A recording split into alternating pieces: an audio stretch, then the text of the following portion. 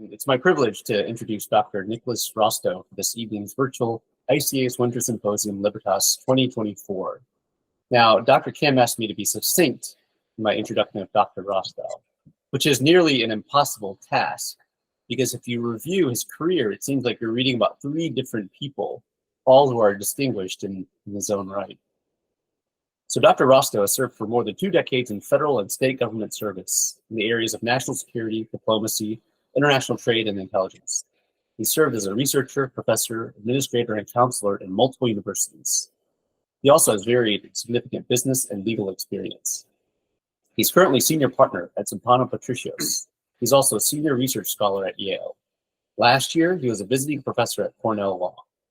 He holds degrees in these domains of expertise, a bachelor's and PhD in history, and a JD, all from Yale.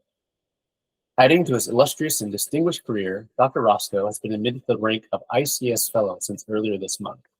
This evening, he'll address the Russo-Ukraine War and its significance on the Korean Peninsula and U.S. national security. So without further ado, please join me in welcoming Dr. Rostow. Thank you. Thank you, Dan. Okay, Nick, it's all yours. Okay, well, thank you very much. It's a great privilege, really, to be with you this evening. And I want to thank in particular Dan Gallington, who was the midwife of this event. He's been a friend for longer than I care to admit, but way back in the Reagan administration.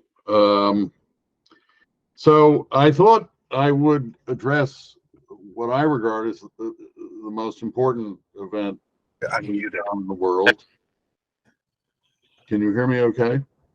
Okay. The Russian-Ukraine war, and it's my belief that it has raises profound strategic, legal, and moral issues for every state, wherever it is located. And so it is relevant to an audience principally interested in Asian matters.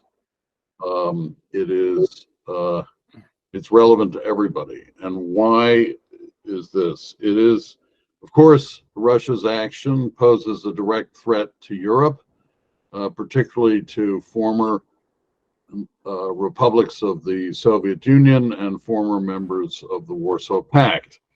But like every act of aggression, it challenges the entire international system and as a system. And the fact that Russia is a great nuclear power merely raises the stakes and does so for everybody. It's important to remember that in the past 3 centuries, every great power aggression has led to a world war. And every one. The consequence of such an event in a nuclear environment would, of course, be potentially catastrophic. But even if it doesn't result in a world war, but merely in a situation Russia can claim as a victory, then I think we can see a ripple of states joining the nuclear weapons club. We will see local acts of aggression as states with claims against their neighbors feel free to act on those claims, and basically a situation which no state will have any reason to feel safe. And so I'd like to elaborate on these points in brief remarks and then invite discussion. First of all, the international system of states is a global system. It evolved out of Europe, but it went global through a combination of European imperialism and expanded international trade, and the impact of world wars. And so the system, in response to the horrific and increasing cost of these wars, starting with the wars of the French Revolution and Napoleon in Europe, which spread around the world,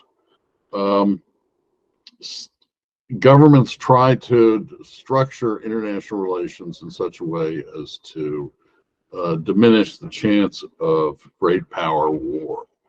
And the most significant such efforts in the first instance was the League of Nations effort after World War I and the League of Nations Covenant, and then after World War II, the creation of the United Nations and the UN Charter.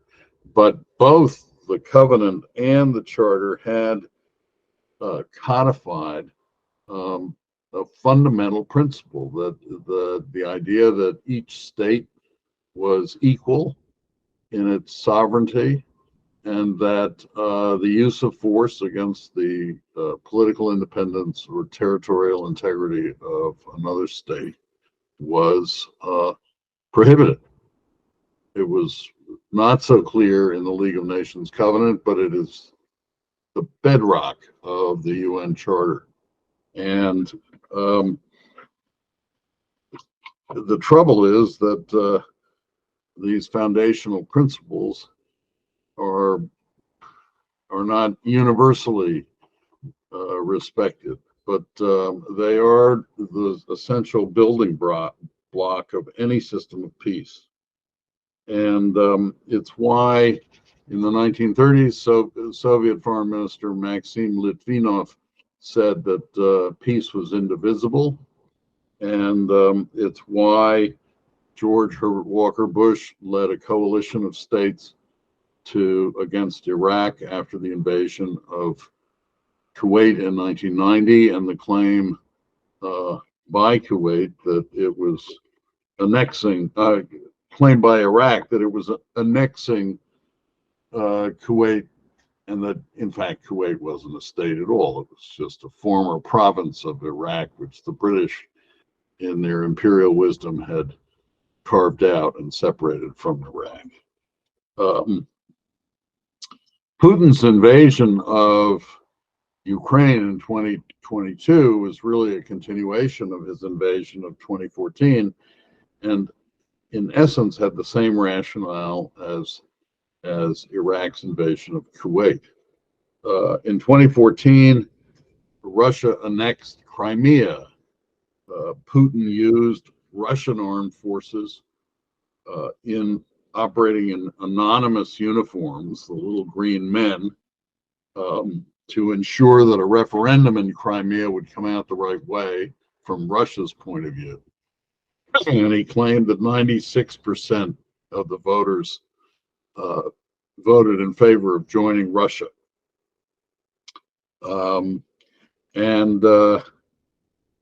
He, a little after that invasion, which took place, I think, in February 2014, shortly after the Sochi Olympic Games, just as the 2022 invasion took place shortly after the Beijing Olympic Games,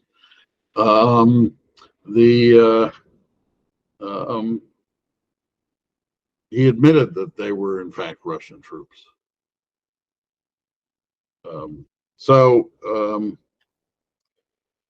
He said in 2014 that the most recent public opinion surveys conducted here in Russia show that 95% of people think that Russia should protect the interests of Russians and members of other ethnic groups living in Crimea. 95% of our citizens, he said. More than 83% think that Russia should do this, even if it will complicate our relations with some other countries. A total of 86% of our people see Crimea as still being Russian territory and part of our country's lands. And one particularly important figure, which corresponds exactly with the result in Crimea's referendum, almost 92% of our people support Crimea's reunification with Russia. Thus, we see that the overwhelming majority of people in Crimea and the absolute majority of the Russian Federation's people support the reunification of the Republic of Crimea and the city of Sevastopol with Russia. Problem is that, as a matter of international law, these aren't valid reasons for annexing a territory. And secondly, as a matter of history, they're precisely the same arguments Hitler used in 1938 to justify carving up Czechoslovakia.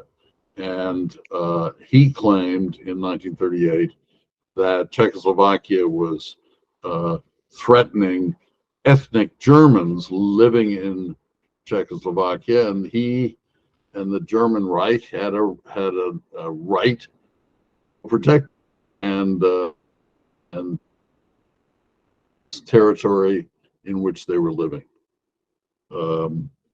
In 2022 and 2023, well, in 2022, of course, Russia engaged in a full-fledged invasion of Ukraine. The expectation was that Russia would take Kiev in 3 days. I remember reading that in The Economist at the time. And he justified it, what he called a special military operation, as a response to NATO expansion. And so he justified his invasion of Ukraine in the following language, quote, "The further expansion of the North Atlantic Alliance's infrastructure and the militarization of Ukrainian territories are unacceptable to us. Of course, the issue is not with NATO itself. It is only a tool of United States foreign policy. The problem is that on the territories adjacent to ours, I note on our historical territories, an anti-Russia hostile to us is being created and placed under full external control, intensively settled by the armed forces of NATO countries and pumped full of the most modern weapons." The problem, he said, he went on to say that for the United States and its allies, this is the so-called policy of containment of Russia with obvious geopolitical dividends. But for our country, this is ultimately a matter of life and death, the question of our historical future as a people.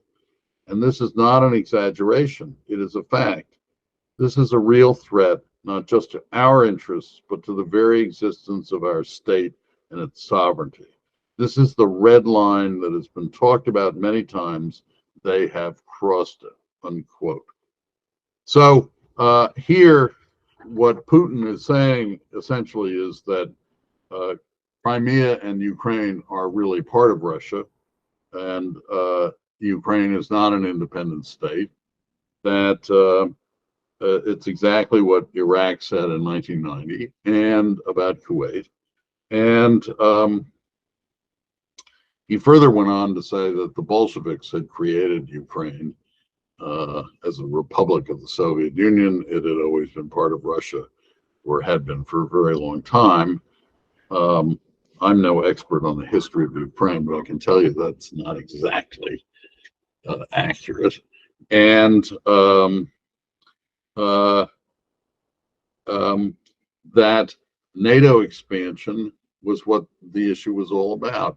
Well, NATO was not expanding into Ukraine.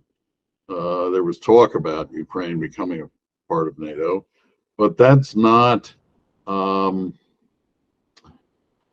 that's under the UN Charter. That doesn't constitute a justification for use of force in self-defense. The Charter is very explicit on this point.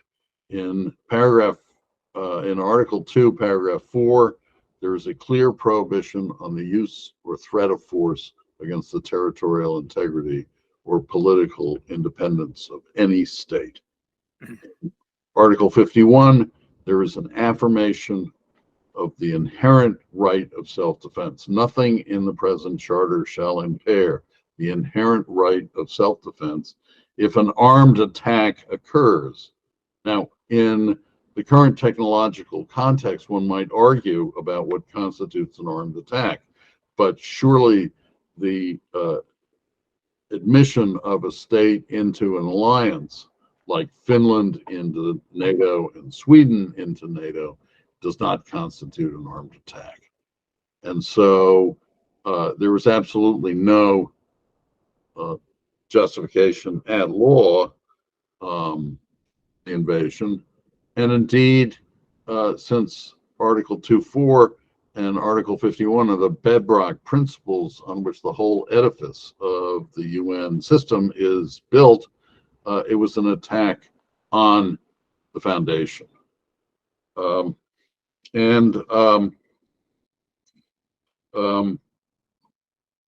Putin made a real mistake, with consequences perhaps. He alleged that Ukraine was committing genocide against ethnic Russians, and therefore he was invading to stop that.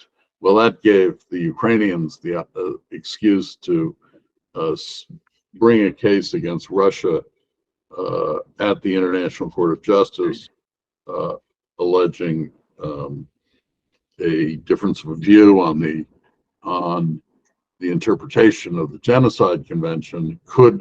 Does the Genocide Convention permit a use of force to prevent genocide? Genocide Convention is not clear on, is silent on that point. But anyway, so Ukraine hailed Russia into the court, just as South Africa has hailed Israel into the court.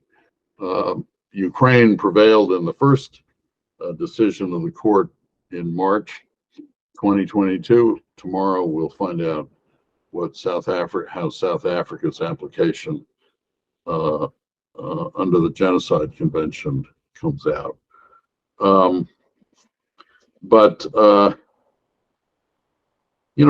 Putin's grievances against the West are long-standing, and he has made clear that he believes the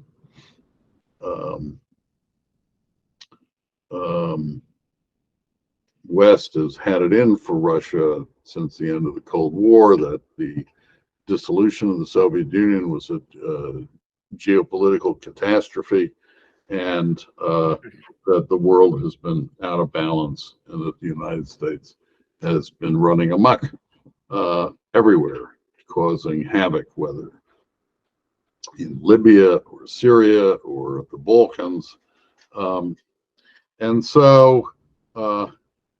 And yet Putin is not above making slips of the tongue. Not only did he admit in 2014 that the little green men were in fact Russian troops, but he admitted a few weeks ago, or not even, that this was really a war of conquest, which is absolutely prohibited under international law.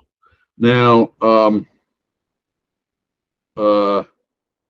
let me conclude with a few observations about why all this is important for Asia and for people in Africa, or people in South America, where Venezuela is rattling its sabers with claims, I think, against Uruguay.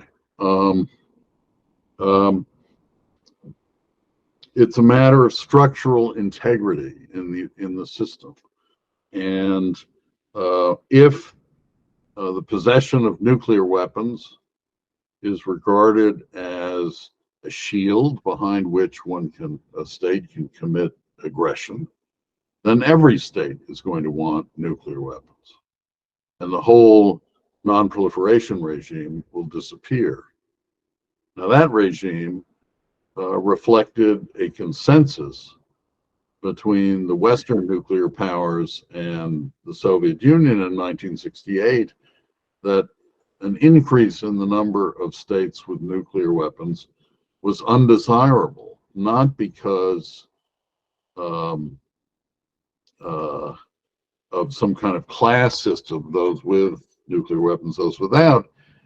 It was after the experience of not quite, well, a little over 20 years in the nuclear age, at various moments of crisis, the risk of nuclear war had gone up, whether by mistake or by threats.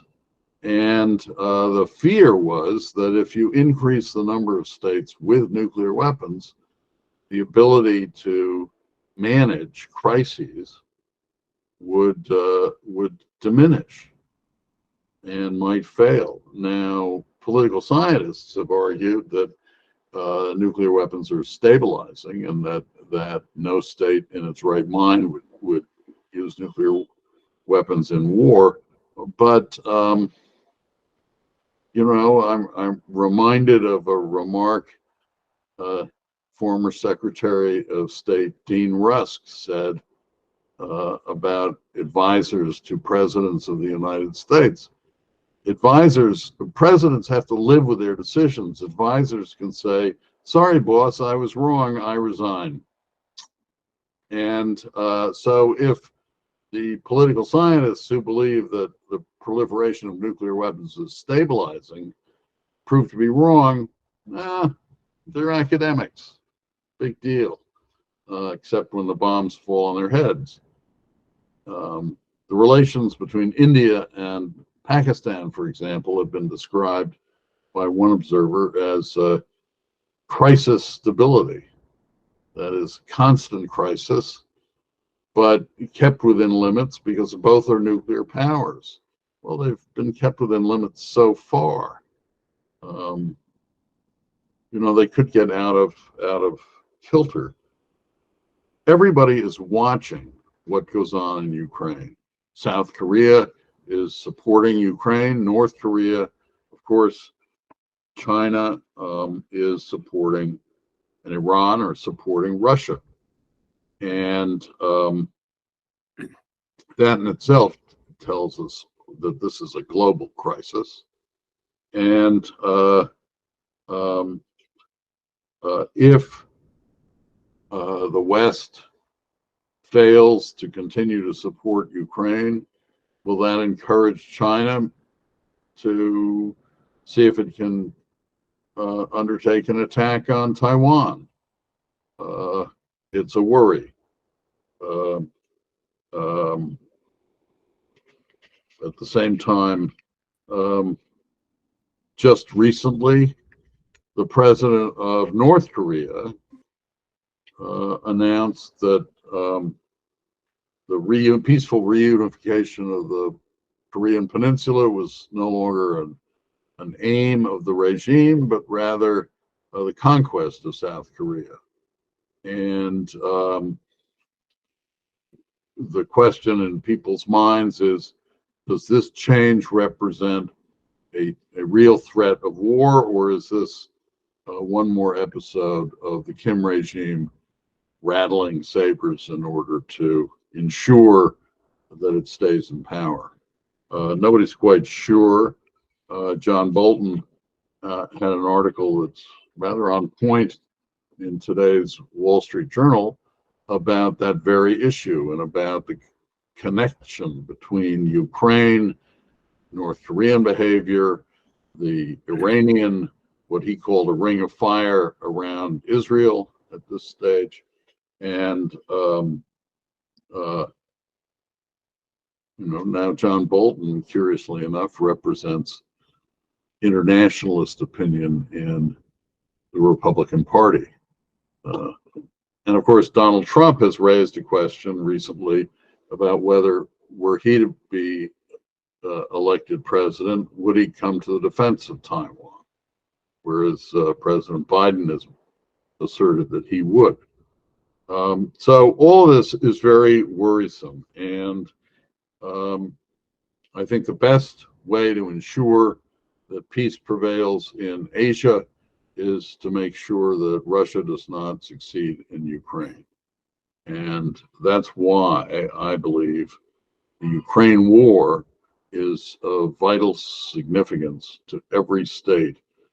And those states which are sitting on a fence for whatever reason, whether it's South Africa or some other country, they're waiting to see who's going to win and go with a winner.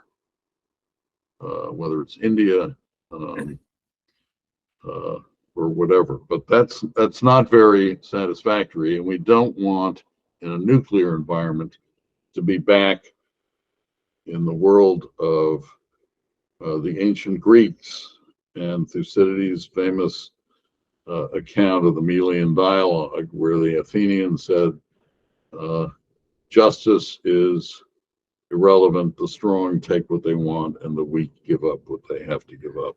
That's not where we want to be. That's not a safe world. So that's why I think Ukraine is so important and why it's relevant to Asia. Thank you. I'd be happy to take questions or listen to speeches in the form of questions or whatever you want. Well, thank you very much, Nick.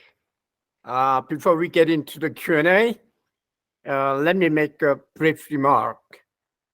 ICAS is not an agent of any government or foreign principals. There is no foreign funds involved in the ICAS activities. With that, Joe Bosco, are you there? I am. Can you hear me okay? Sure, good. Right. Dr. Rostow, thank you very much for a masterful presentation.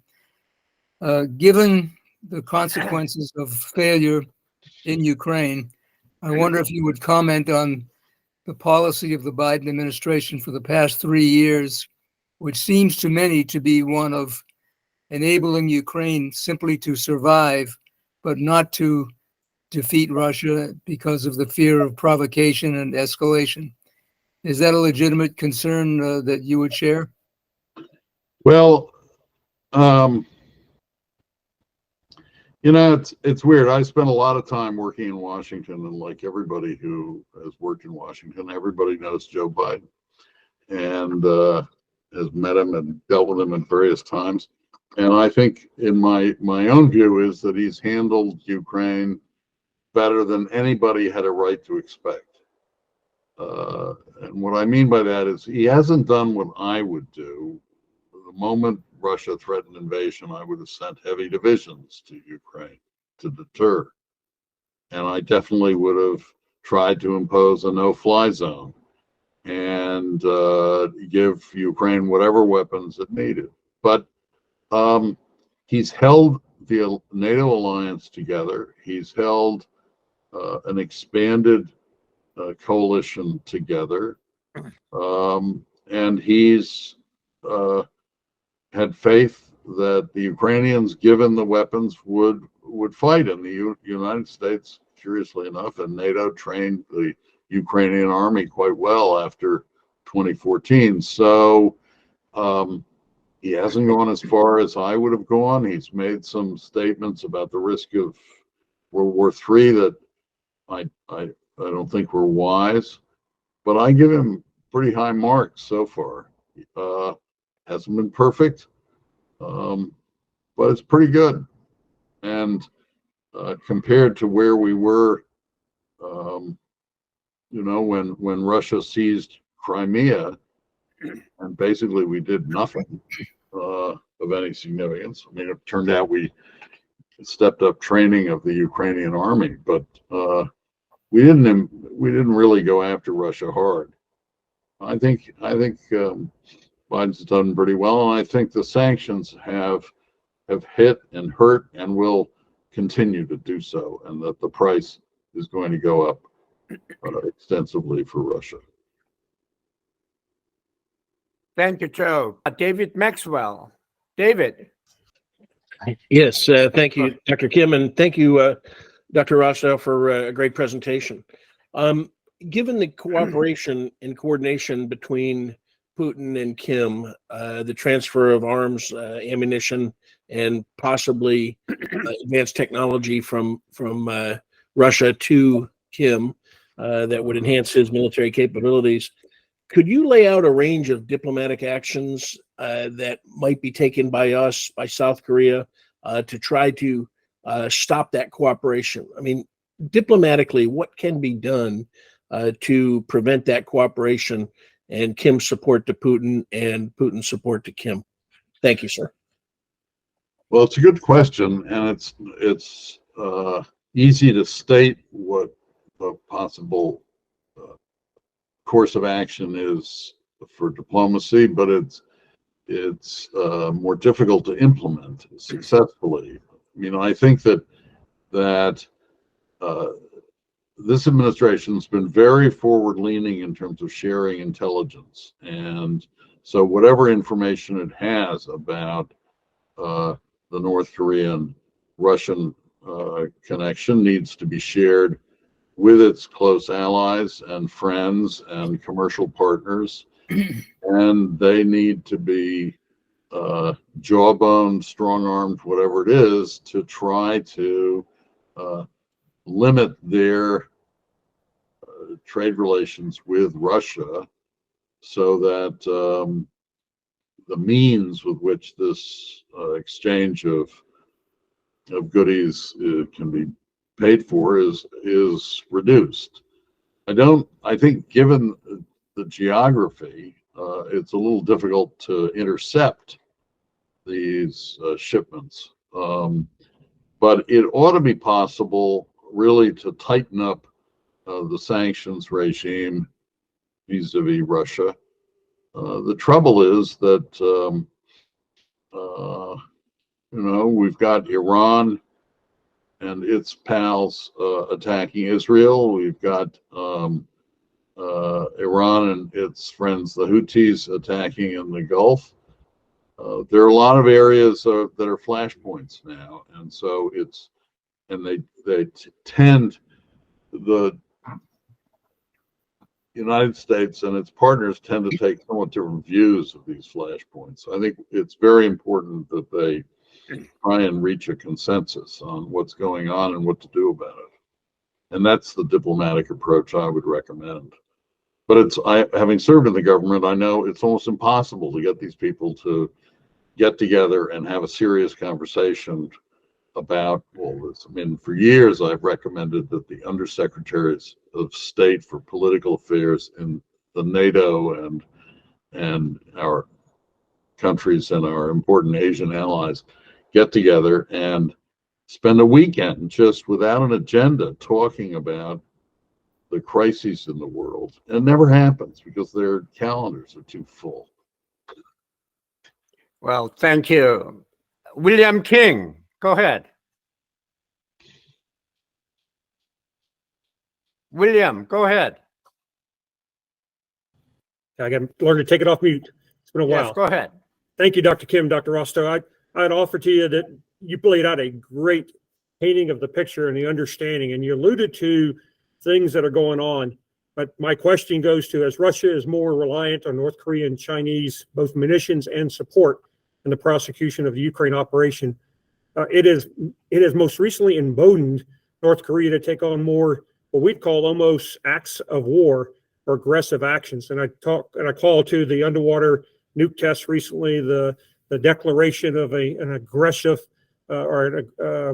no peaceful reunion, and senior Russian diplomats publicly calling out the U.S. ROC Japan exercises as acts of aggression and relaying it back to similar operations happening in the Gaza Strip with Israel's.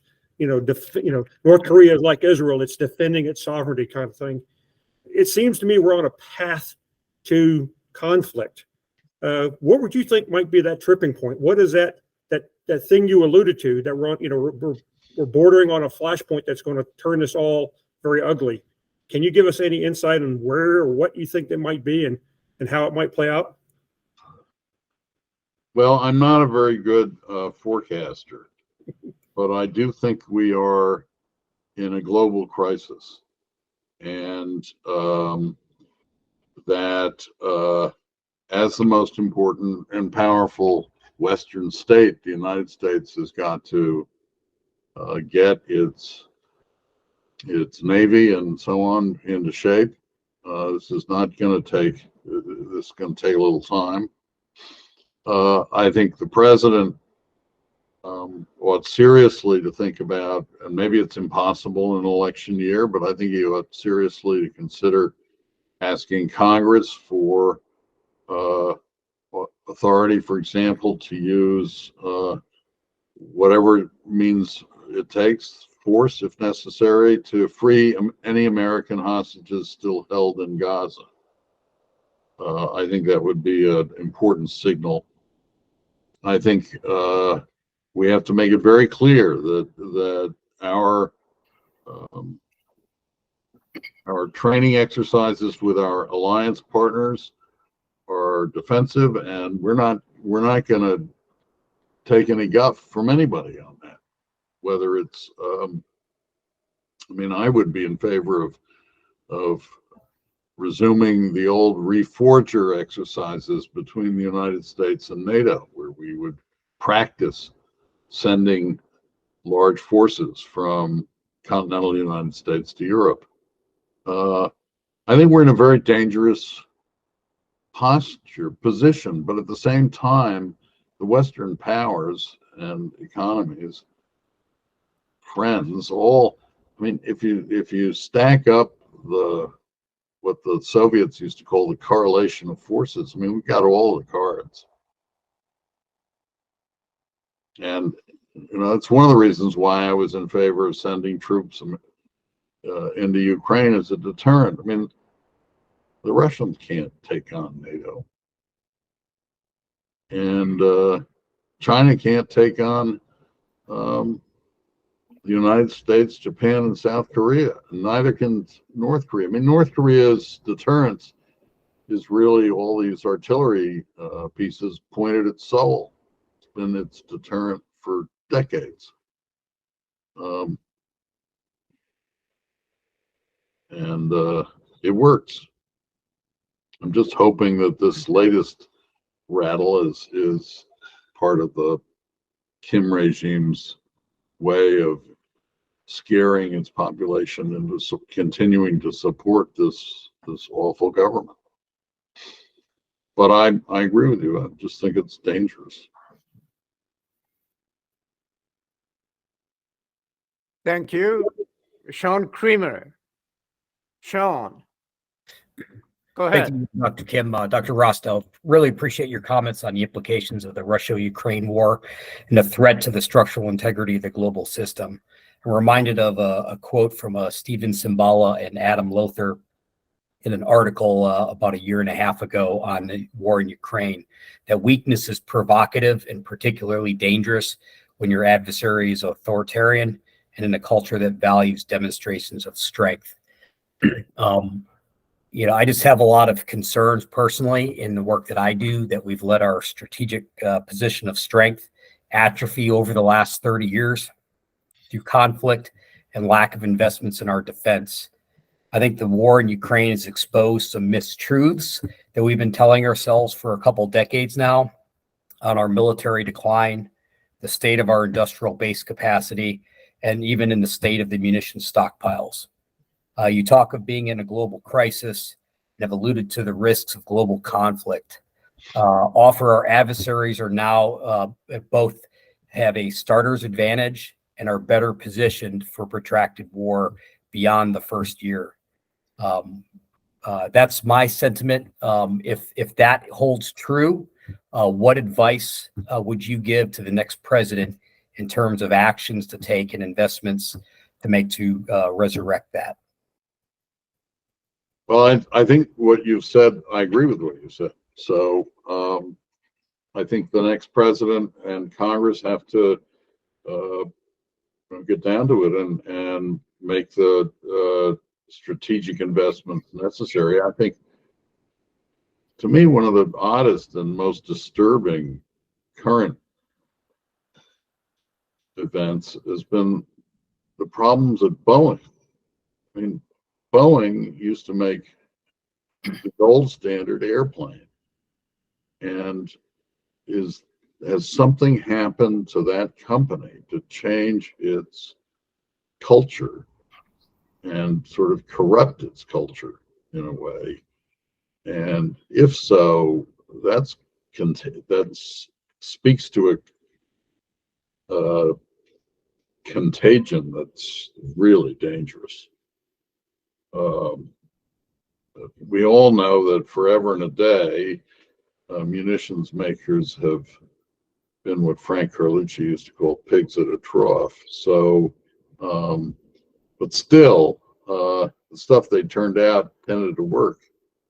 This is disturbing. We can't afford to find that our weapons and so on don't work the way the Russians discovered when they invaded Ukraine.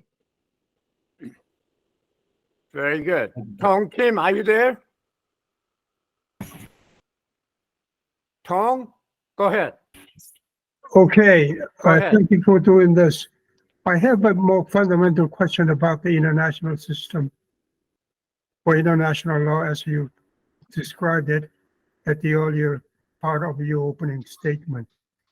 You already pointed out all the problems of underlying the principle of UN, the Charter, and other international organizations and systems that human beings have tried before, not so successfully. I like to focus on North Korean view of international system. They think only big countries, powerful countries can have nuclear weapons, and they are all within international law and UN resolutions. Whenever they provoke or violate another UN resolutions, and the P5 meet, but because of the Russia's position, nothing gets done. But it's still there. It's almost the same menu every time North Korea provokes, and they keep provoking it. Now, they think, I remember the old days that I attended North Korean negotiations with the United States. I almost attended many of them for about 10 years. And they would say, who wrote the laws? And who wrote the laws that only big countries can have a big nuclear weapons and small countries cannot? What kind of NPT system is that, or what kind of international law that is? Now, given the limitations and drawbacks and shortcomings that you alluded to earlier with the existing systems of international law, in a way, it's still better. If it's still better, there is some applicability, some efficacy of this remainder, or hopefully it works even better in the future. It has some positive impact on North Koreans because they do not totally ignore, they ignore the aspects of international law systems that they do not think is favorable to their policy positions. So my question is, what do you think we should do to North Koreans realize there are laws, whatever laws, the international laws they agree to, they have not agreed to, they can, it's still better that we have this kind of a system than we don't have one at all. Well, There are some kinds of international conventions they also observe as well. Okay. so first of all, the linchpin of the non-proliferation regime is the assurance given in 1968 by the United Kingdom, the United States, and the Soviet Union that they would make sure that if a state that didn't have nuclear weapons was threatened by a state using nuclear weapons, it would make sure that the machinery of the Security Council and the UN came to the defense of the victim state. And that France and China joined those assurances in 1995 when the Non-Proliferation Treaty was made permanent. And a similar assurance was given to Ukraine in 1994 by Britain, the United States, and Russia, using almost identical language. that was part of the bargain by which Russian nuclear weapons on Ukrainian territory were removed, and Ukraine ceased to have, even on paper, nuclear weapons capability. And part of the guarantee was of the territorial integrity of Ukraine as it then was, which included Crimea. So the critical commitment of the nuclear weapons states to the non-nuclear weapons states was built into the non-proliferation regime. So it's not the North Korean account is just not accurate. And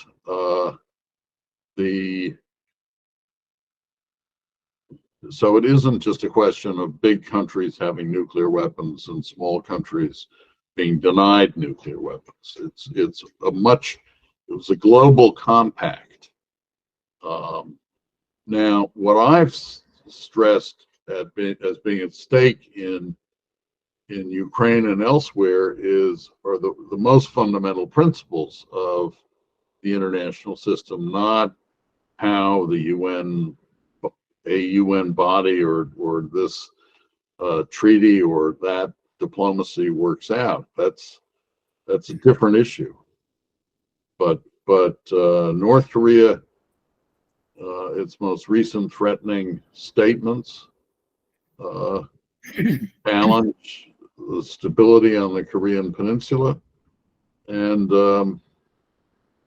I think have to be taken very seriously. Thank you. Chung-Chul Lee out there? Yes, thank you, Go Dr. ahead. Kim. Thank you, Dr. Rostow. I heard this assessment that Ukraine is losing right now. At least they sustained 500,000 deaths, and their conscripts are now 70 years old or 14 years old, and the casualty ratio is 1-7 in favor of Russia. Do you share that assessment? Do you think that we're losing in Ukraine? I have no idea. I don't. I mean, I'm a skeptic about all of this. I think the fog of war and the social media fog of war are very intense, and I don't know what the scale of Ukrainian casualties have been. I don't know what the scale of Russian casualties. I've read high numbers for each. I think, from what I understand, this has been a very difficult several months of fighting in real trench warfare and tough times in the East. I was just in Ukraine in December and met some soldiers, and I don't know whether they were just putting on a brave front, but they were just saying, give us the weapons and we'll finish this job. So, but look, I think it's become a bit of a meat grinder for the two sides, is what it seems to me to be.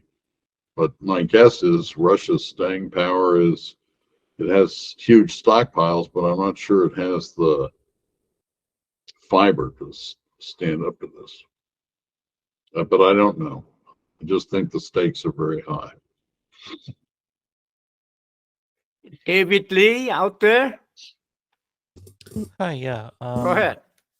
Thank you so much for your being here and for giving your comments. I was wondering what your general thoughts were on the effectiveness and place of sanctions in diplomacy, given, for example, the long history of sanctions against North Korea not really having a tangible effect in changing their behavior.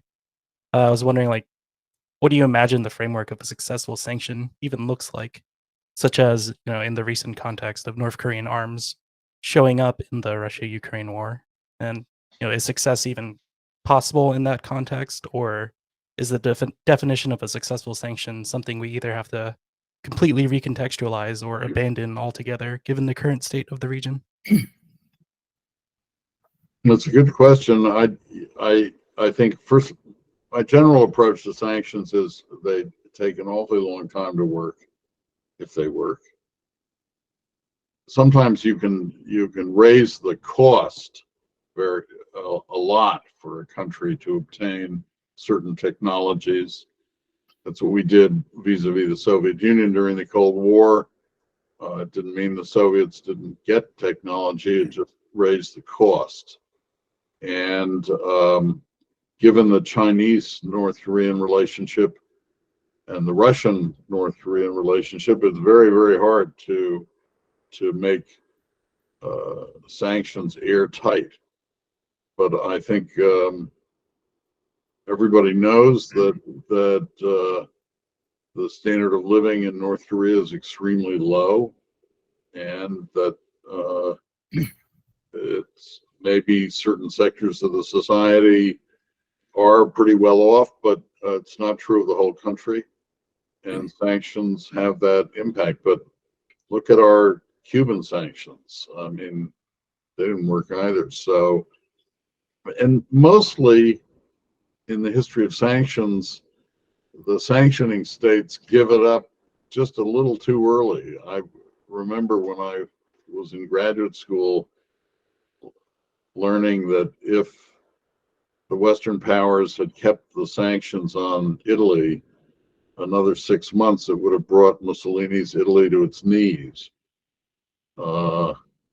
and denied it the capability to enter World War II. Well, that would have been useful. But they gave them up. So, but I'm not in favor of backing off sanctions on North Korea, even if they seem not to be completely effective. Thank you. Thank you. Thank you, Dr. Rostow, for a very strategic look.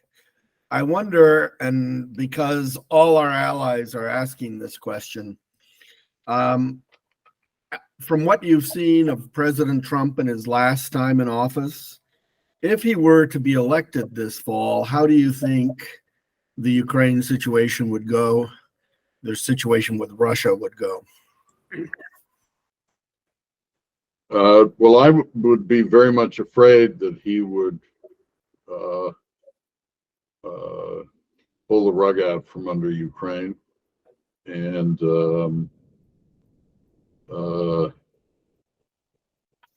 I don't know. I mean, I'll be candid. I'm a never Trumper, so I found his foreign policy, such as it was, to be completely contrary to American national interests. His weakening of alliances, his trashing of the Trans-Pacific Partnership,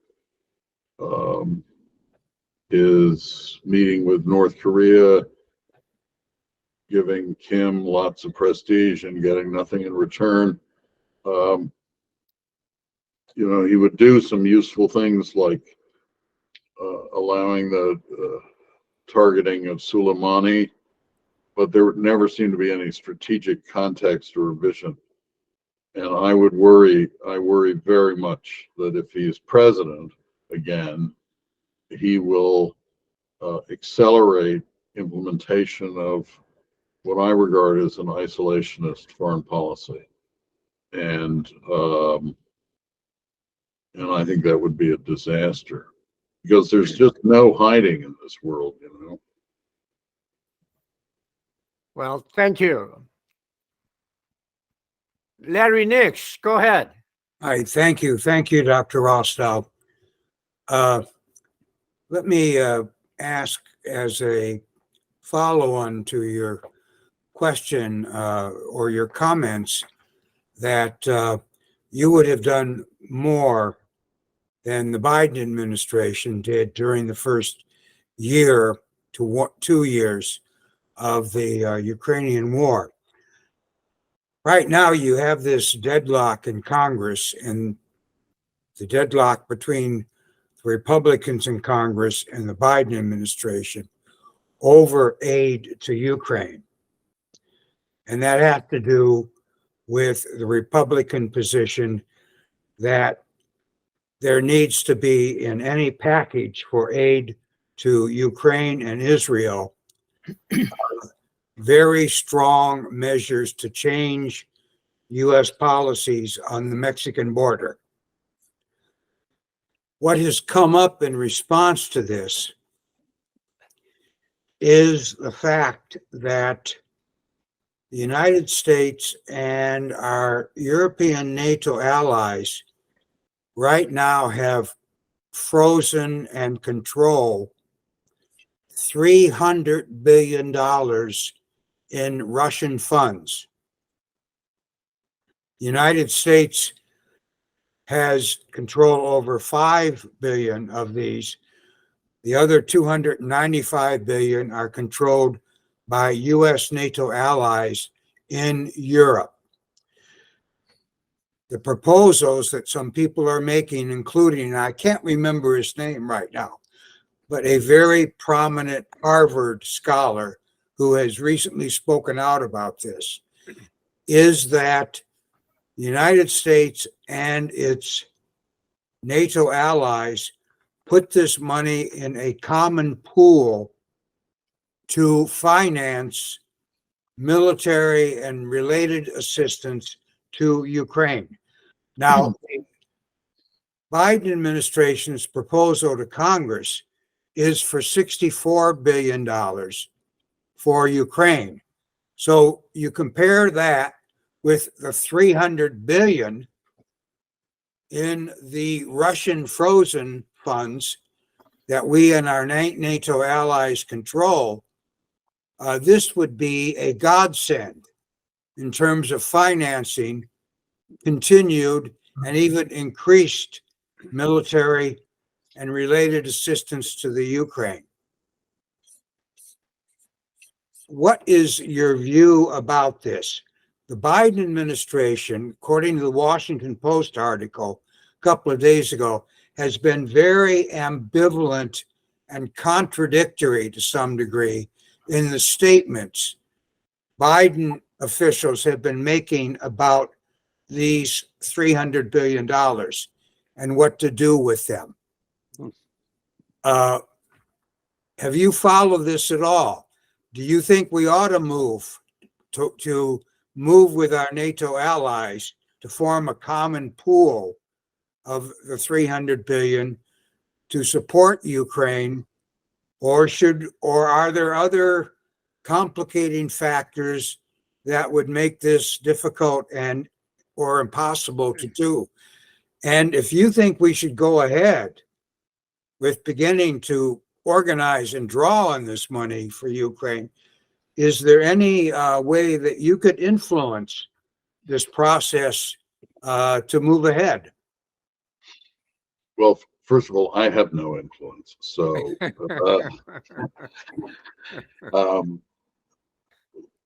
I think that it's a very interesting idea. It's an idea which has been discussed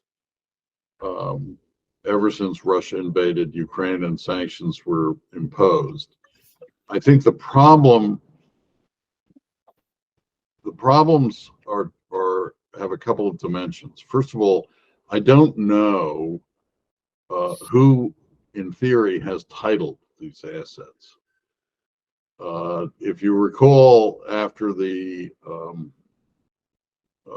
when the United States and Iran entered into an agreement with respect to American hostages at the beginning of the Reagan administration, they set up a claims process, which is still going on, to my amazement. I mean, it's been a great full employment opportunity for lawyers. If there's a claims process that comes out of Ukraine, Russia, I definitely want to be part of it. But a lot of those frozen assets were not just government funds, but were privately held funds. So that creates an issue as to who owns them and what you can do with them. And if you Just take the 300 billion and use it to arm Ukraine and pay for reconstruction. And it turns out that you've in effect taken privately held assets. At the end of the day, do you then have to repay the owners of the assets? I'm not talking about Russian government assets, but private companies. I suspect that's really what the holdup has been and why it's more complicated than it appears to be. But I definitely think it's worth untangling. I just have never done it. But it's I'm sure there are lawyers in the Treasury Department or in various Treasury departments around Europe that have looked at this. If it were easy to do, I suspect it would have been done. Thank you. Dan Gallington, are you ready? Well, I don't know. Good. You sound I good. on? Go ahead. Okay, fine. Good. Nick, thanks very much for your presentation. What I particularly liked about it was your emphasis on the historical aspects of things. And since we're talking about Korea here, and we're dealing with Russia, and the guy who basically is a creature of the Cold War, Putin is basically a 70s KGB thug. What he says is the same kind of stuff we heard from the Soviet Union back in the 70s, and the same kind of approach to problem solving.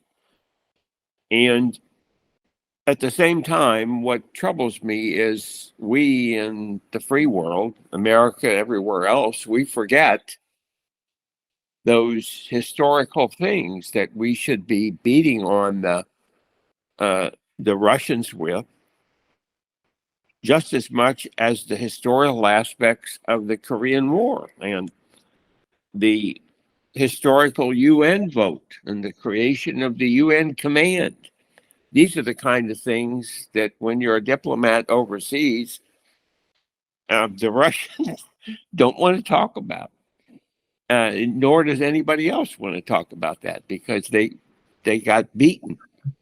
And historically, they're still beaten in those same contexts. So I guess what I'm saying is I really appreciate the views you bring to us with the history, but it troubles me that as a country, as a political entity, we've forgotten the significance of those historical things when we're dealing with Putin, who's a creature from the 1970s, and saying the kind of stuff we used to get from the Soviets prior to Gorbachev. So anyway, that's my comment. I really appreciate the historical approach. I wish we would do it more with the matrix of the Korea conflict.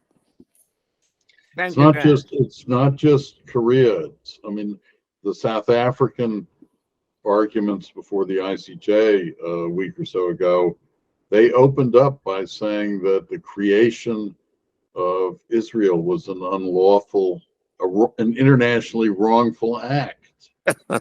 It was the creation of France and an international exactly. I hope the ICJ will smack them, but I don't have much faith that it will. Thank you very much. Bill Brown, go ahead. Bill. Yes, thank you. Can you hear me? All right. Okay, yeah, thanks. Yeah, I was quite interested in your initial comment. I think I guess you meant that you suggested that U.S. troops should be on the ground in Ukraine prior to Putin's invasion. I think I heard you right saying that. I'm two-minded on this idea of this war, because the idea of a proxy war, which really is happening now, where we're funding by the billions of dollars artillery shells into Ukraine, killing I guess mostly Russian soldiers, but a lot of Ukrainians also. The idea of proxy war, man, that's really a dangerous thing because it can be used against us as well. This is what I worry now about North Korea, is that North Korea, you know, the Korean War was a proxy war basically between Soviet Union, between Stalin, used North Korea as a proxy against South Korea, the U.S., even getting China on board with it. So Stalin made out like a criminal that he was by running a proxy war in Korea. I guess I get worried. I'm not really that worried that North Korea would attack South Korea, but if there's one thing that could stimulate it, would be somebody like Putin pushing again for a proxy war in which he could make a lot of mischief for us in retaliation for us making mischief for him in Ukraine. So I'm not thinking we should have boots on the ground in Ukraine, but this idea of proxy war to me is tremendously worrisome. And I wonder if you have any thoughts on that. Yeah, well, I do. I mean, I think that I remember when we were supporting the Mujahideen in Afghanistan, and one of my friends said, you know, we'll fight to the last Afghan, and he didn't like that. I mean, I think if you've got a friend who's willing to fight and doesn't ask you to put your boots on the ground, that hasn't always been the case since World War II, and it's not a bad thing. I think, for example, if China invades Taiwan, the most important initial question will be, will the Taiwanese fight? And nobody quite knows the answer to that. I think you're wrong about Korea. And what's really interesting is there's a book on Stalin, which I came across some years ago, based on the Russian archives. And its account of the Korean War is fascinating and goes contrary to all the conventional wisdom on that war. First, that Stalin and Mao in particular, were all in favor of it, and Mao wanted to get in it from the very beginning. And the Chinese entry into the war had nothing to do with the Yalu River or anything like it. It was there.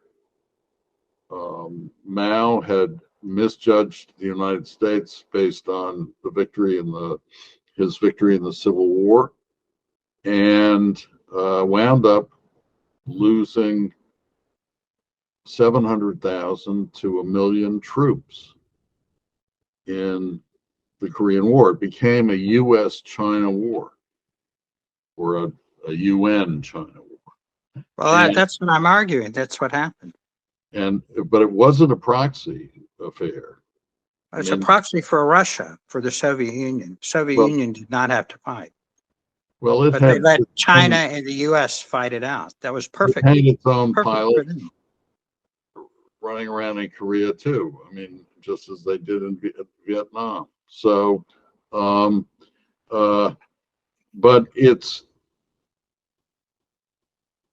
You don't think Stalin made out like a bandit in Korea? I think he did. Well, I don't know what history you're reading. I mean, I've read a lot of that history as well. I mean, I don't know that Stalin. I mean, he wasn't threatened by the American campaign in Korea, but he didn't expand his influence either. So, and it helped lead to the Sino-Soviet split. So I'm not so sure. I don't quite know what making out like a bandit is, but look, he was willing to probe as far and as fast as he could, and take whatever he could get. So, So the issue for now the issue that I'm asking is now, it's not history. Is it a worry for you that Russia will use North Korea as a pawn to provoke U.S., South Korea, Japan, even China into some kind of war in retaliation, basically, for this Ukrainian involvement? I'm not knowledgeable enough about the degree to which Russia can control North Korea. The plea in play is China, and the Chinese have always liked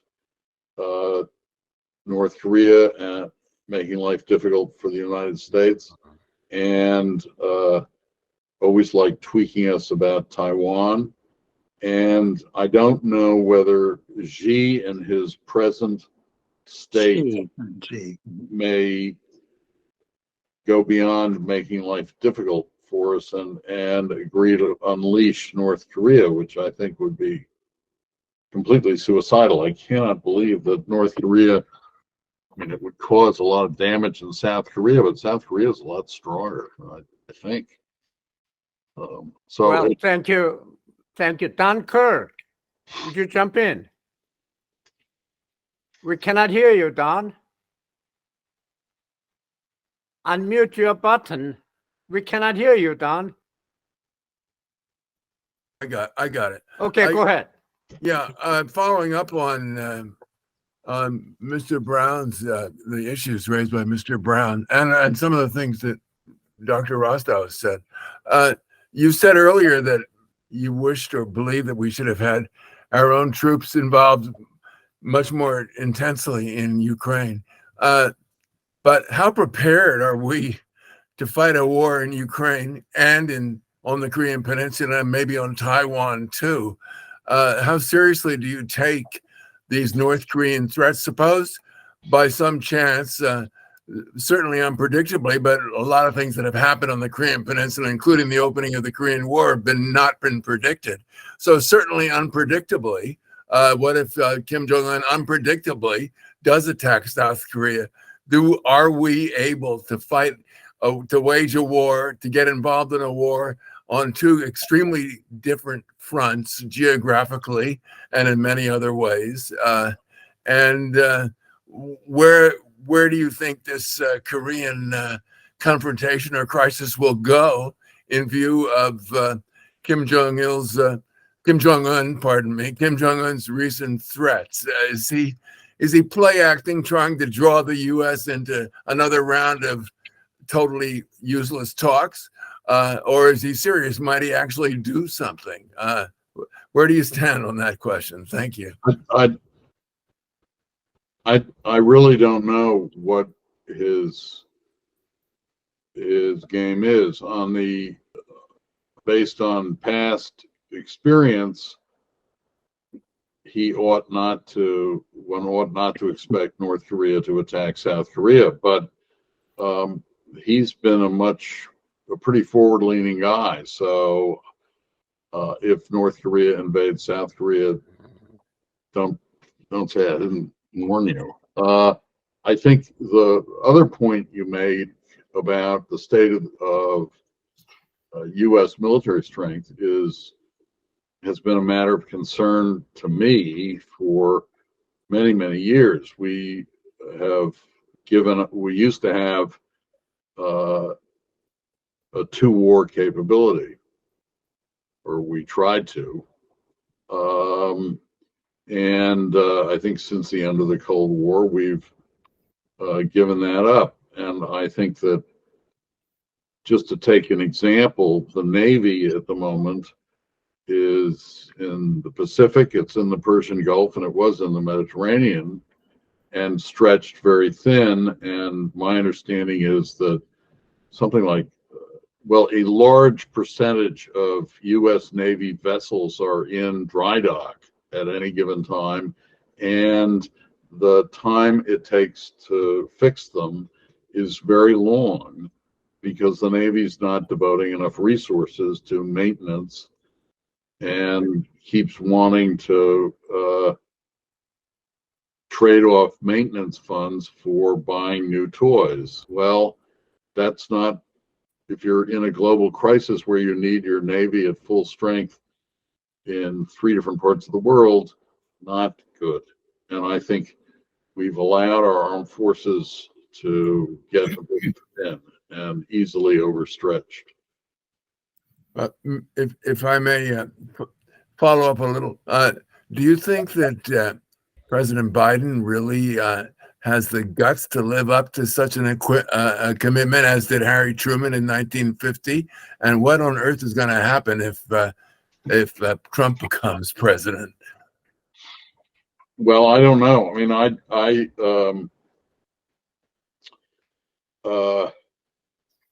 as I say, Biden has done better at all this than I think anybody had a right to expect. But and I think Trump, based on his statements up to now and his behavior as president, would not be a reliable ally.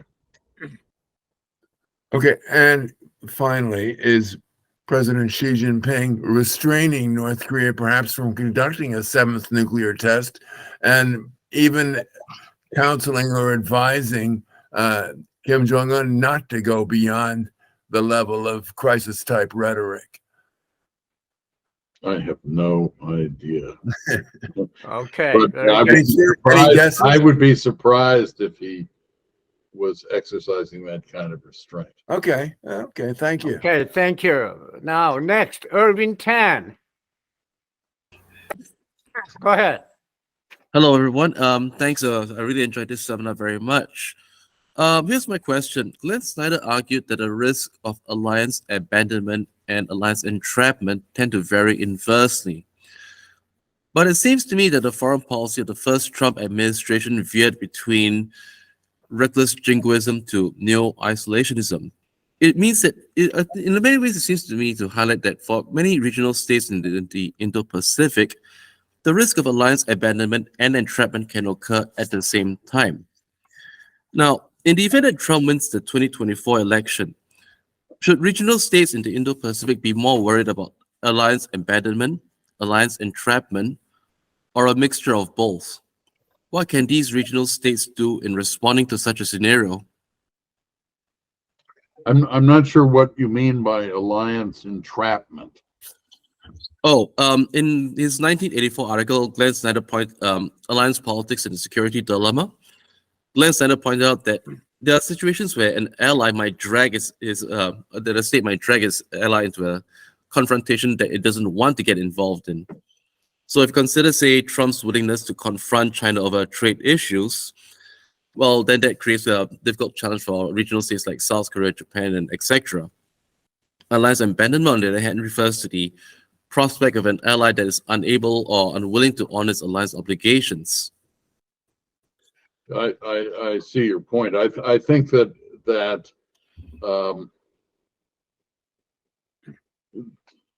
I think alliance entrapment in that sense is less of a worry because the ally has room to maneuver. If the United States gets into a trade war or flap with China, it doesn't necessarily require Korea or Japan or the Philippines or anybody else to join in on this trade dispute. It's a different matter because these alliances are above all, they're mutual defense treaties, and their purpose is deterrence, military deterrence, and so that's the real problem. If an ally of the United States believes that somehow the United States if they're attacked, is not going to come to their aid, that's a really serious problem. And I think there were anxieties the Trump administration raised in the minds of a lot of our allies. that we would somehow become unreliable. And that's, I mean, in one sense, that's been a historical truth since 1945. And at various times, our allies have worried that we weren't going to be there if they got attacked. But I think that President Trump's behavior makes that gives ground for concern were he to be reelected or elected. Well, thank you both. Seung-jae Park. Seung-jae Park from Seoul, are you there? Here, yes, Go ahead. I'm here. Okay, Yeah. go ahead. Well, actually, 2 years ago, I did not expect the Russia going to attack to Ukraine. And then also 1 year ago, I also did not expect North Korea going to supply, artillery shells to Russia. But it's happening. So right now, North Korea is more closely working together with Russia. So what kind of coordination and the more we have to prepare, compare with working together with Russia and North Korea in Ukraine war? Well, I think it's a good point. I mean, I think it's telling that Russia needs artillery shells from North Korea. That's a good thing. Means they're perhaps running out. But I think your point is very well taken. It means we have to be prepared or be thinking about a worst case situation. After all, the CIA was, I think, the only, maybe the British, the only intelligence service that predicted Russia would invade Ukraine. And I don't know what they think North Korea is up to, but we don't want to be caught napping if it turns out Kim Jong-un has decided to, I don't know what, unleash what against South Korea. I mean, we know he has a lot of artillery pieces on the DMZ, but I don't think he can otherwise invade South Korea with any chance of success. But I do think South Korea would be wise to prepare and not be caught flat-footed the way the Israelis were. Thank you. Dan Erm, are you there? Dan Richard Yes, White. I'm Go here. I ahead, Dan. recognize we're over the allotted time. Do you mind taking one more question, Dr. Rostow? No, I'm here as long as you want me. Go ahead.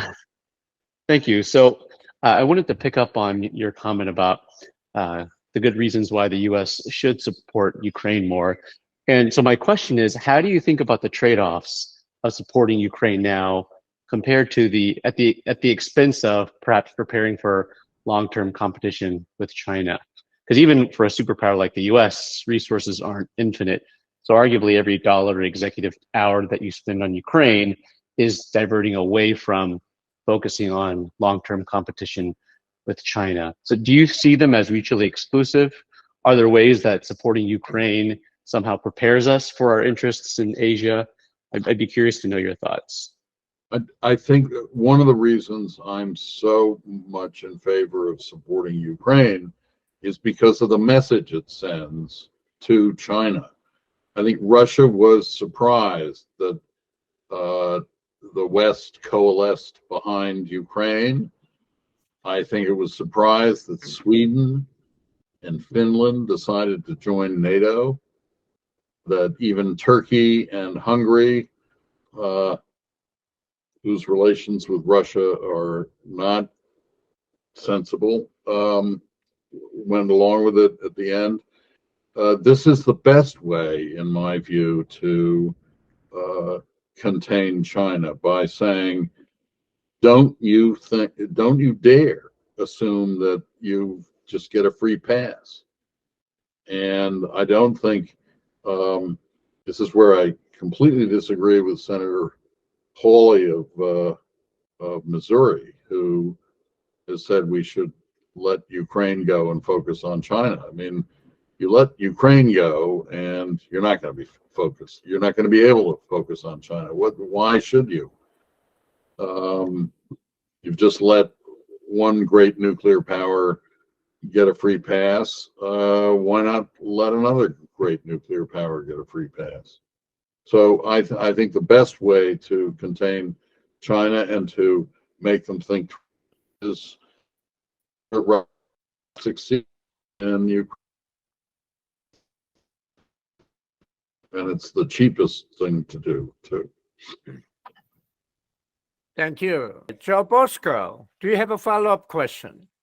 Well, I think we're over the time, so I'll pass, but I would have asked whether Dr. Rostow believes that a no-fly zone is something that could be reinstituted at this point. I do. And I just published an article in the Naval War College Review making precisely that point, that I think it should be examined and to see whether it's possible to do. And I think we ought to, try to create corridors for the export of grain and the protection of nuclear power plants and that sort of thing. I mean, I'm not in favor of invading Russia. I'm just in favor of kicking them out of Ukraine and back to Russia where they belong. And I've always worried about the notion of somehow NATO expansion after the Cold War. Did that send a signal that if a part of Eastern or Central Europe did not become part of NATO, that it was fair game for a resurgent Russia? And I think that's Putin's view, and I think it's a terrible consequence to think that if a country is not a formal ally of the United States, it's fair game. I mean, that's just not a safe world. I think you're terrific. Thank you. Larry, Nix, do you have a follow-up question? Yes, Dr. Rostow. And this is to some degree a follow-up on my earlier question about the $300 billion in frozen Russian assets, most of which, again, are held by our European NATO allies. Now, I am well aware that Poland, the Baltic states, Slovakia, and I think even Finland have really gone out of their way to provide military equipment and weapons to Ukraine. But there is a lot of talk that the Western European countries have fallen well short of what they could have done. Now, we get this debate about whether the Biden administration did enough or not. But what is your view about Germany, France, the Netherlands, Italy, Spain, and whether they have really stepped up and provided Ukraine with everything they could have done? Well, as my father would say, to state the question is to answer it. So, I think the answer is no, they have not done everything they could have done, but they've stayed on the deck of the Titanic, or whatever we're going to call this alliance, and that's pretty good.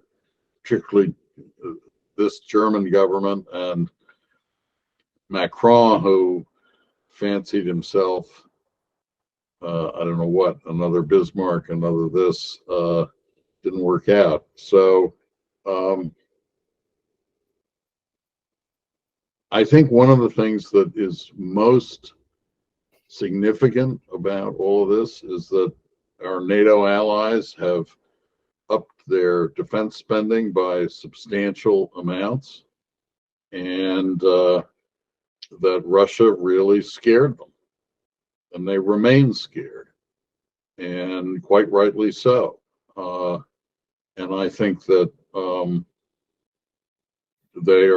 the West has proved so far that it's just not prepared to crumble in front of these attacks. And so, of course, I think more can be done, more should be done. I think I've made my views on that clear enough tonight. But the record's pretty, it's better, the glass is more than half full, I would say. Thank you, CJ. Chung, go ahead. Thank you, Dr. Kim and Dr. Rostow, for sharing your insights regarding the Russo-Ukraine war. My name is Hee Jong. I'm a student at Azusa Pacific University, majoring in international relations and honors humanities. I want to ask you about South Korea's foreign policy toward North Korea. Should South Korea attempt to have a peaceful talk with Kim Jong-un to settle peace on the Korean Peninsula, as the former South Korean government president conducted? Or must South Korea take an aggressive approach to North Korea by enhancing its offensive and defensive weapons, as the current South Korean president is doing? Thank you so much. Well, I mean, I think South Korea has to maintain a high level of military preparedness. It should be open to negotiating with North Korea. But at the moment, North Korea doesn't seem to be open to negotiating with them. So I think South Korea can be in a position of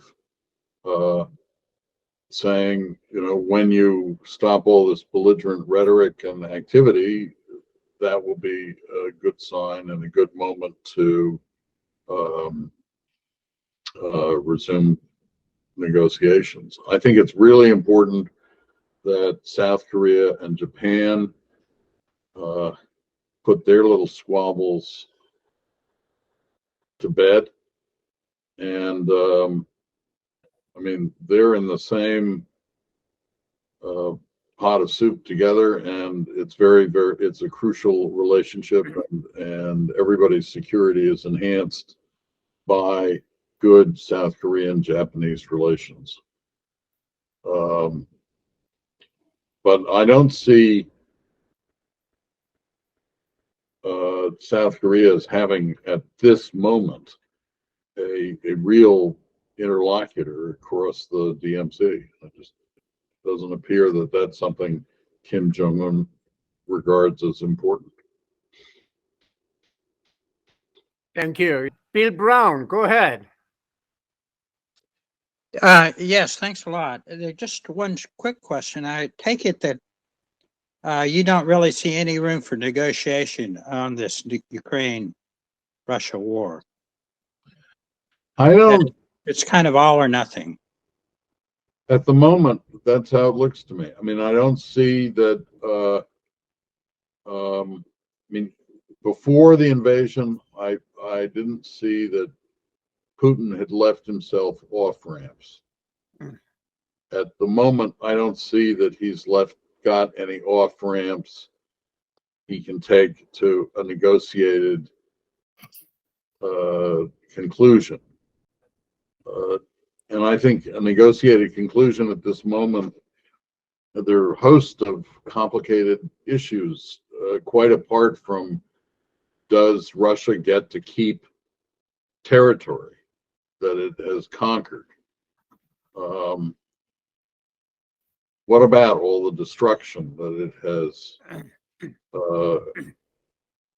done? What about the families that it has taken from Ukraine and sent off to various parts of Russia? What about the children who have been kidnapped and adopted by Russian families? What about war crimes and so on? I mean, there are just a lot of issues, and I don't think Putin, quite apart from being willing to accept a territorial compromise, is prepared to negotiate on any of these points.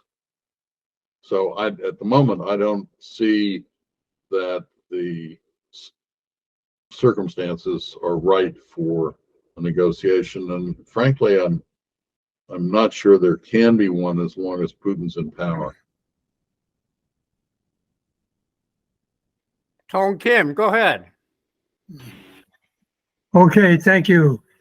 I was just wondering what's going to be end result of what's going on, rhetoric from Kim Jong-un and actual involvement of Kim Jong-un's aid of weapons to Ukraine, to Russia for fighting Ukraine. And in fact, Kim Jong-un is using Ukraine as testing ground for his missiles. He recently sent cruise missiles, and he then, as a result of how it works, he can improve his weapons systems constantly, and that will go on. And Poland is going to buy out of a huge amount of nuclear, conventional artillery pieces from South Korea. And there was a report that South Korea had provided ammunition to Ukraine as well. So it's tragedy for the same nation of the national origin of the people. North and South Koreans are both involved in this war of different sides. And especially it's worrisome that Kim Jong-un is cooperating with Russia, getting more technical assistance and economic aid or what have you, to improve his nuclear deterrent.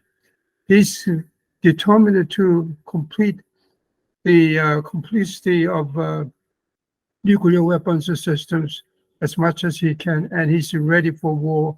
He denies South Korea is no longer part of the same nation or original of the same nation. And now, to cope with this situation, Washington and South Korean government are having so-called extended deterrent, discussing extended deterrent that primarily conducting joint exercises, strategic deployment of strategic assets. That's of course all nuclear weapons involved, and then more rhetoric, threatening rhetoric, whether it is more effective than anything else. That is, if North Korea would invade South Korea, Kim Jong-un's regime will be ended this time physically for good. So do you think Kim Jong-un would be scared of this, whether political scientists call it siege mentality or suicidal mentality, and they're going to just come out and attack the South anyway at what point they do? In the meantime, Washington says, well, we're going to coordinate with Japan, South Korea on development of a North Korean move. And that's all about it. And there's no real serious attempt to revive diplomacy whatsoever on any part of the allies and partners, including the United States. Although the United States kept saying that we are ready to, and asking North Korea to come back to diplomacy. And it says Washington is not conditioning any talks, unconditional talks, harboring no hostile intent against North Korea. Therefore, let's talk. But there's no enough incentive for North Korea. So among all these different variables, what do you think should happen? Somebody should do something. What is your personal view? Thank you, Tong. Well, I think unfortunately, Ukraine has become a testing battlefield for a lot of weapons. And as I've said before, I think we need to take Pyongyang's language seriously. I think it's a mistake to dismiss it. On the other hand, I'm not sure how to understand it. And but I'd rather be safe than sorry on this. And I don't see that there's a way to have a serious, successful negotiation with North Korea at this time. I've never really believed in those negotiations in the past and during the Clinton administration and other administrations.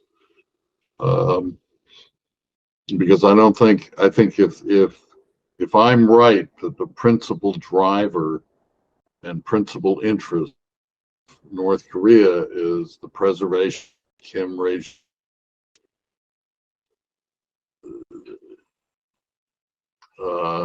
Creating a sense of national insecurity, which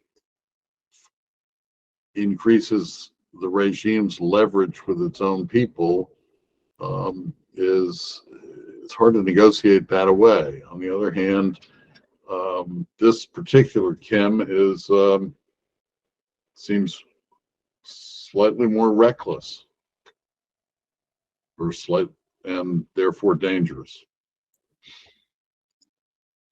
Thank you. Larry Nix, do you have a follow-up? Let me just make a comment about Okay, go ahead. Kim Jong-un.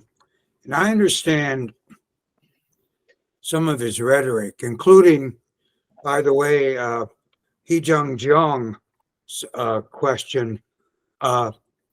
Kim has just proposed putting into North Korea's constitution a new provision designating South Korea as an enemy state. Now, that has never been done before. And that would tend, I think, to support your pessimism about any future negotiations, certainly between North and South Korea. However, Kim Jong-un gave a major speech to a big assembly of officials just 2 days ago. And none of these issues we've been talking about was the subject of the speech. Interesting. The subject of the speech, as he described it, was that North Koreans living outside of the big cities, meaning about 80% of the population, are economically destitute and suffering mightily from food shortages, medical shortages, and other shortages. And he told these officials, your task in the future is to find ways to ameliorate these conditions of these countrymen living outside of the major cities. Now, that, to me, I think extends what we've known about him, that he has been willing to admit in the past North Korea's severe economic problems and weaknesses. But this is even more specific in terms of what he said 2 days ago. I don't see Kim Jong-un making this kind of thing a policy priority for his entire government, relevant or in any way logically linked to any thoughts about starting a new Korean War with South Korea and the United States. So I just want to make that point. There is this speech of 2 days ago. There's another side to Kim Jong-un that I think, in terms of the war peace issue, frankly, I think gives me a little bit more optimism. Yes, we have to be on our guard. He's going to make bellicose statements. I think partly just to keep other governments paying attention to North Korea. But given that speech of 2 days ago, given that he has provided Russia with over 1 million artillery shells and thousands now of intermediate range missiles, if he's providing all of that to Russia, I don't think militarily he could be thinking of attacking South Korea right now. Because in terms of their conventional forces, it's their artillery that really is the strongest element of overall weaknesses in their conventional forces. And if he's provided the Russians with over 1 million artillery shells, that has to deplete his stockpiles of artillery for all of these guns that he has positioned just north of the DMZ, within range of Seoul. Well, that's very interesting, and I didn't know about that speech, and my immediate reaction is, I'm glad I'm not a North Korean civil servant, because I don't know how to implement that, given the lack of trade relations and so forth that North Korea has. But that's very interesting, and I have to say I take some comfort from that piece of information, but I wouldn't let my guard down. Thank you, Nick. Tong, you want to jump in?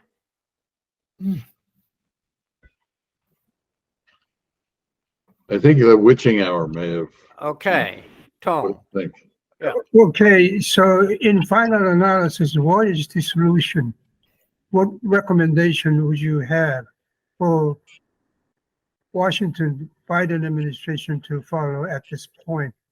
As Nick Larry pointed out, that North Korea discarded South Korea as enemy number one of North Korea, DPRK. So they're not going to talk to South Korea, but nevertheless, they have never closed the door to Washington for possible potential discussions, negotiations. What's your take on that? I would be. I'm not a fan of having negotiations with a country like North Korea that do not include South Korea, and so I would insist on South Korean participation. That's the first point. And I think that I would make it clear that any effort to divide the United States and South Korea is just not going to work. That's a very important alliance from the point of view of American interests, as is our alliance with Japan. And I think any effort to divide the United States from those allies and other allies in the region, we've just got to make clear is not going to work. Very good. Bill Brown, are you there? Bill, jump in. Yeah. Yes. Yeah. I just add a little bit to what about the economy there, because that's really what I focus on. North Korea's economy really has changed quite a lot in the last 10 years, moving toward market. They're using money now, not the old ration system. And there's a rumor out there, I don't know if anybody's seen it, that the odd thing there has been their civil service, even their military, is paid almost nothing. But that Kim is ready to give them a huge pay increase, moving their salaries to market in effect. That would absolutely wreck North Korea's budget, but it would force a level of, it would probably require them to reduce their civil service, the numbers of people in the military and in their security forces. So I find that as very good news. In other words, I think some other things are happening in North Korea that are very positive.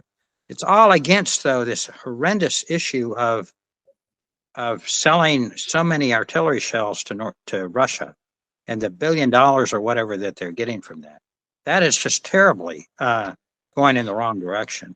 That's why I wonder, I think when we talk about Ukraine, we have to worry about all the other effects, like on North Korea, like on sanctions. I mean, it can just totally wreck any kind of sanctions policy. You can't sanction everybody. And once you keep adding people to your sanctions list, it subtracts from the sanctions that you already have. So I agree with the speaker that this Ukrainian issue is very, very important. Has to be resolved somehow. I just don't know if we can just sit it out and let the Ukrainians kill themselves doing it. Thank you, Bill. I think that, sir, it's perhaps we've run out of questions. I've run out of answers. I don't know. So, Nick, you have the last word.